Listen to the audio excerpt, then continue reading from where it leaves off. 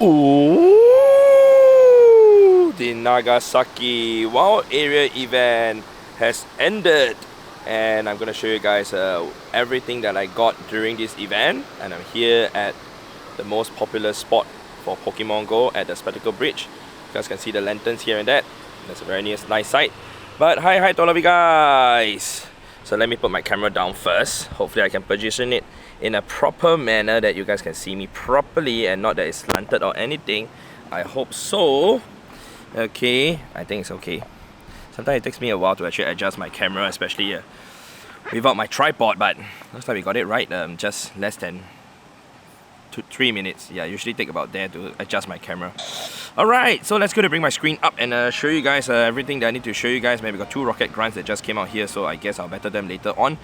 But yes, it's the end of the Wild Area event. I'll show you guys everything that I'd like to show you guys first before I give my comments about this particular event itself and what I feel about it.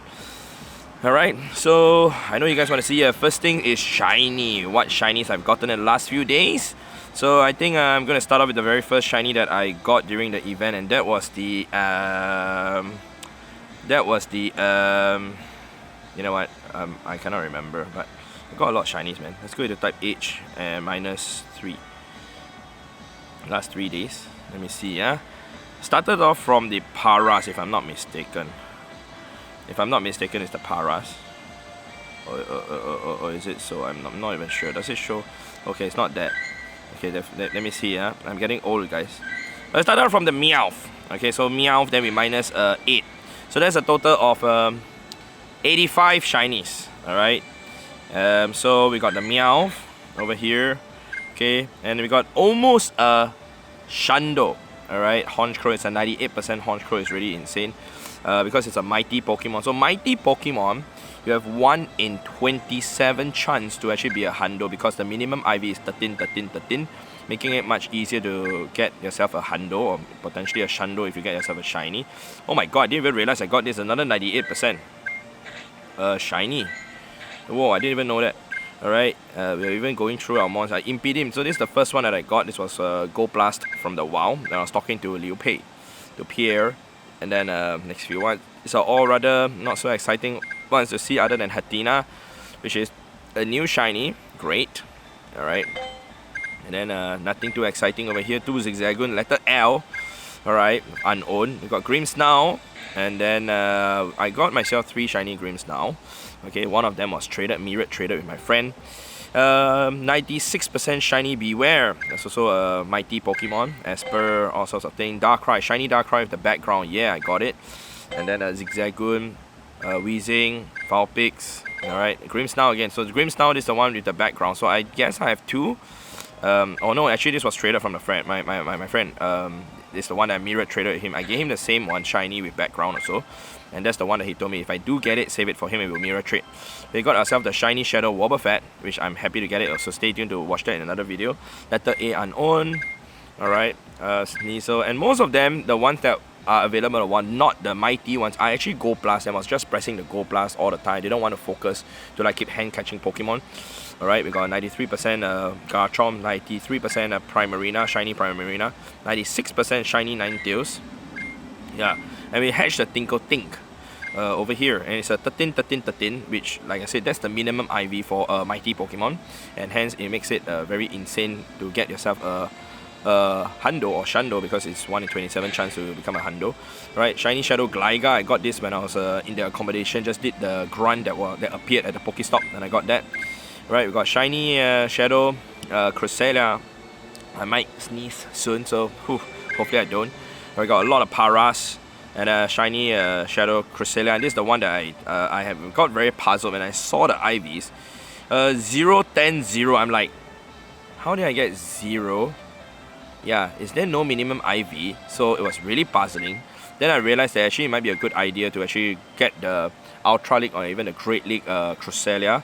Alright, the IVs. So 96% shiny Wigglytuff, and then unowned letter K. Letter K unowned, I actually got it. Letter W is new, so the shiny, but I don't think I got it. I did not even check to see, so we are looking at this for the first time. Alright, letter L, and then Feebas, Clefairy, Grimmsnarl again. Alright, and I think after that there's no more Grimmsnarls already, because I stopped battling Grimmsnarl because I only used my free MPs. Okay, I also only use my free passes for the Darkrai and also the Cresselia. I did not spend on the passes at all, yeah, or even the MP, because I just wanted to get what, oh, Impedim. I didn't know I got a second one. Yeah, but honestly speaking, all those Pokemon are during this wild area event, the raids and even the one from the G-Max, they are not very like meta Pokemon, so to get them is also like okay, so great.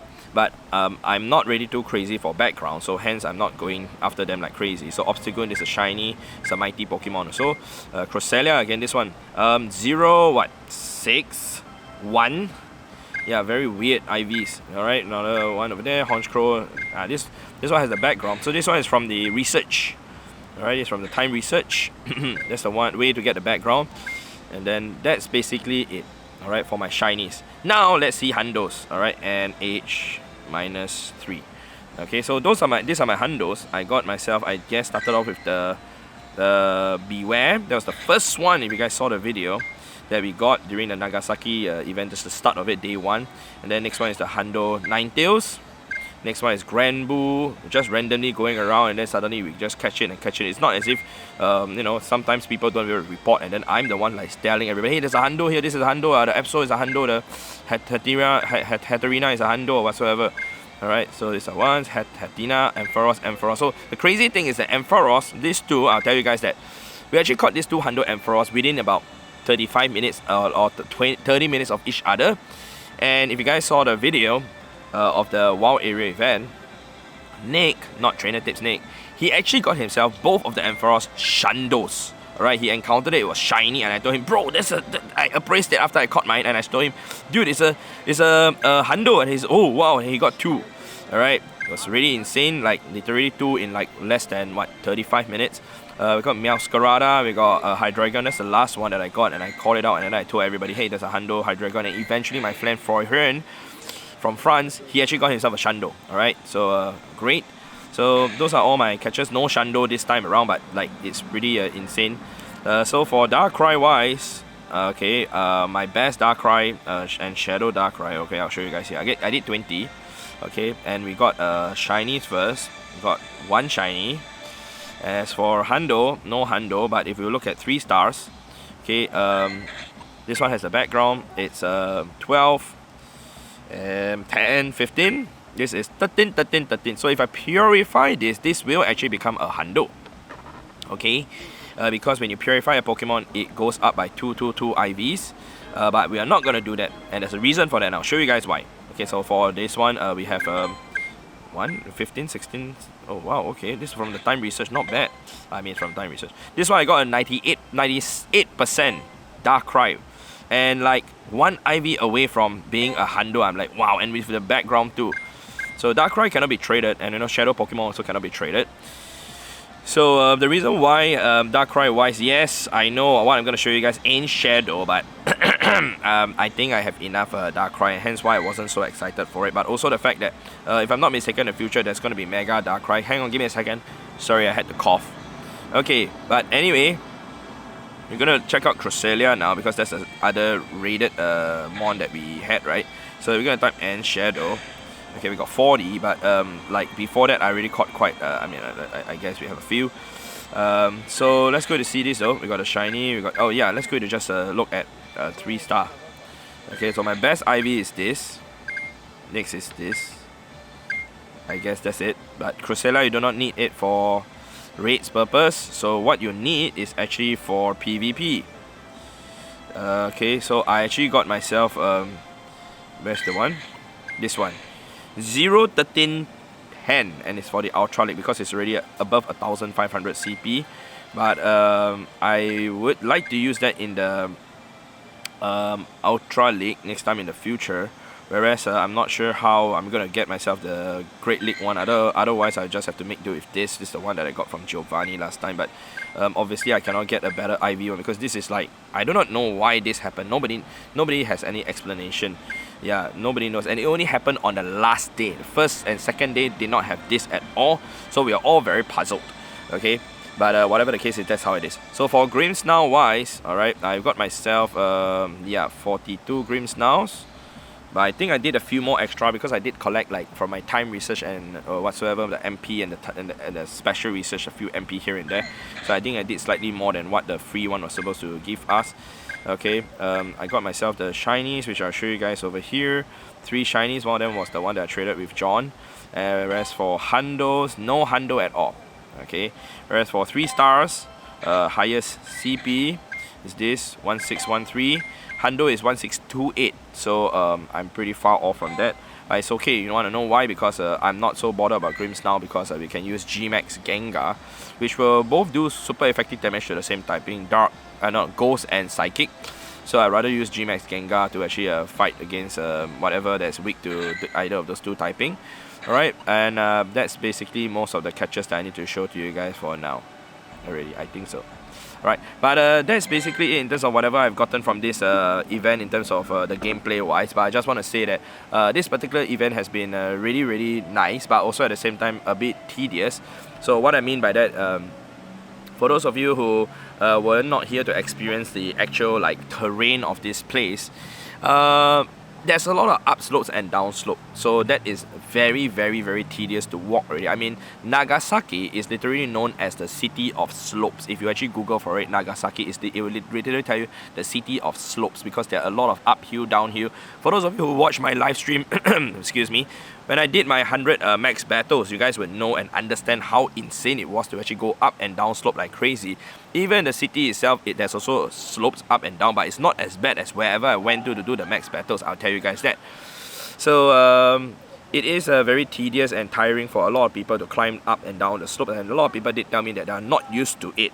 But whatever the case is, terrain-wise is definitely one of the toughest places to play, but not as tough as other places that I heard of, like example, the Go Fest that was held in Seattle, where it was really hilly. I've been to Seattle, but not for the Go Fest, so I know how hilly it is. So it can be a struggle to play Pokemon Go at such places, and even the gyms that are, you know, like put down by, you know, Niantic, it's located in places where it's a bit slopey also, so there's something to take into consideration. But whatever the case is, this is how the terrain is like, we play accordingly, right? Weather has been great for the first and the second day. Last day, today, it actually rained a little bit, but not that bad that there was a huge downpour that we couldn't play at all. But overall, I would dare say a lot of people definitely enjoyed themselves since it's a wild area, and a lot of people are very happy to be able to come out and play like this. But all in all, I would do feel that many people did say that they would wish that there's a main park so that they can go there and play and not just experience 3 days worth of city experience. Obviously not everyone played for 3 days, but to have a 4-hour session in the park and then a 4-hour session or 3-hour session in the city, I think it's also a good mix of, you know, like the gameplay. So I think people will appreciate that, but I totally understand how not easy it is to get a permit to actually get a park or whatsoever reason.